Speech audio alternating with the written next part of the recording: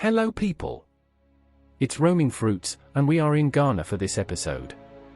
Specifically, the Cape Coast slave castle by the coast of the West African nation of Ghana.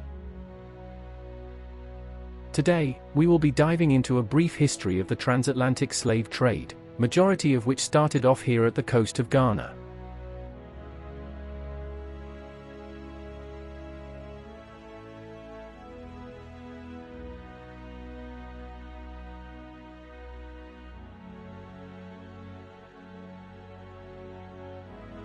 For almost 150 years, Ghana, on Africa's west coast, was the center of the British slave trade. Western traders arrived in ships loaded with manufactured goods to barter or trade for slaves. Those who were sold had often been captured in tribal warfare, some had simply been kidnapped to sell to European slave traders, and the Cape Coast slave castle was the holding center for the slaves before they got shipped out on boats to the Americas and other parts of the world.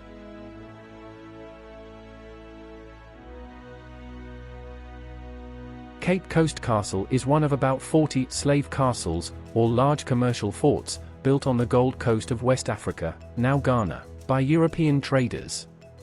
It was originally a Portuguese feitoria or trading post, established in 1555, which they named Cabo Corso. However, in 1653 the Swedish Africa Company constructed a timber fort there. It originally was a center for the trade in timber and gold. It was later used in the transatlantic slave trade. Other Ghanaian slave castles include Elmina Castle and Fort Christiansborg. They were used to hold enslaved Africans before they were loaded onto ships and sold in the Americas, especially the Caribbean. This gate of no return was the last stop before crossing the Atlantic Ocean. The large quantity of gold dust found in Ghana was what primarily attracted Europe, and many natives of Cape Coast used this to their advantage. In exchange for gold, mahogany, other locally produced goods, and enslaved captives, local Africans received clothing, blankets, spices, sugar, silk, and many other items. The castle at Cape Coast was a market where these transactions took place. Inside the dungeon of Cape Coast Castle, there were hundreds of slaves held in cramped conditions before being transferred to boats bound for the Western Hemisphere. At the time, enslaved Africans were a valuable commodity in the Americas and elsewhere, and slaves were the main trade in Cape Coast. Due to this, many changes were made to Cape Coast Castle.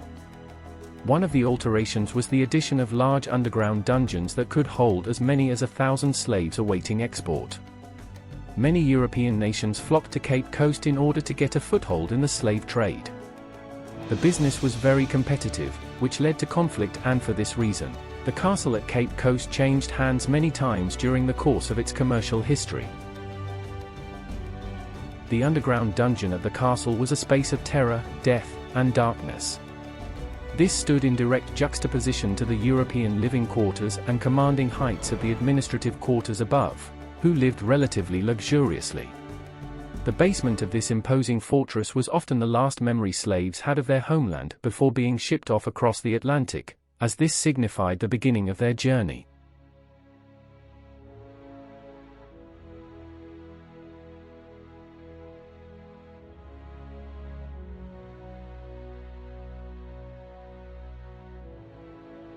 The first fort established on the present site of Cape Coast Castle was built by Hendrik Kerlof for the Swedish Africa Company. Kerlof was a former employee of the Dutch West India Company who had risen to the rank of fiscal before employing himself with the latter company established by Louis de Geer. As a former high-ranking officer of the Dutch, Kerlof had the friendly relations with the local chiefs necessary to establish a trading post. In 1650, Kerlof succeeded in getting the permission of the King of Feito to establish a fort at Cabo Corso, meaning Short Cape in Portuguese, later corrupted to English and called Cape Coast. The Karlsborg fort remained in Swedish hands until 1657, when the rival Danish West India Company usurped the establishment. Several more transfers of power occurred between the Danish, Dutch, and Swedes in the early 1660s. In 1664, however, a small English fleet seized the castle, as it was later called, in a brief battle led by Captain Robert Holmes.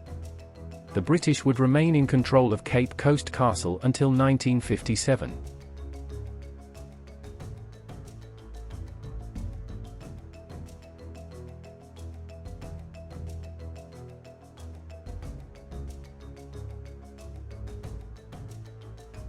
The Company of Merchants, whose governors administered the entire British colony, extensively rebuilt the castle in 1699 and periodically throughout the 18th century. It was expanded landward and seaward, using both local and imported materials in its construction. In 1797, 50,000 bricks and 2,000 flat tiles were imported from England.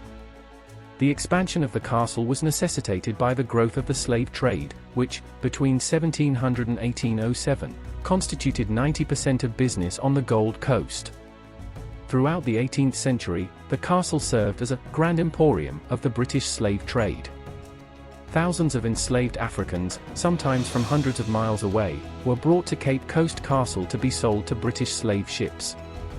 During the interim period, Africans were imprisoned in what the British called slave holes, or dungeons in the basement of the castle that had little ventilation and no windows.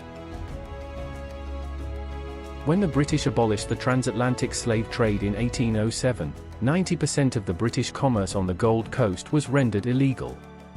Though some in Britain argued that the African settlements should be abandoned, an 1821 Act of Parliament transferred the management of the castle from the Company of Merchants to the British Crown. The castle served as the head of English administration of the Gold Coast until 1877, when the colonial government moved its headquarters to Christiansborg. Since then, the Cape Coast Castle has functioned as a provincial centre, complete with a law court and a school. After Ghana, formerly the Gold Coast, gained independence in 1957, the castle underwent an ambitious restoration project sponsored by the Ghana Museum and Monuments Board. Today the castle is a museum that encourages tours of the old slaveholding dungeons.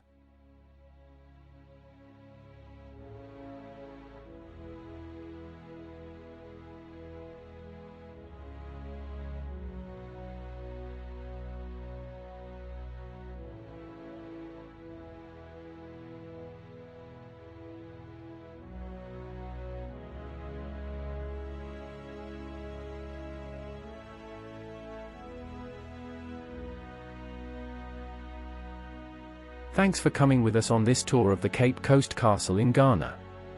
Please like the video and also remember to subscribe to our channel. And so turn on the bell notification so you can get alerted whenever we have a new video out. See you in the next episode. Cheers!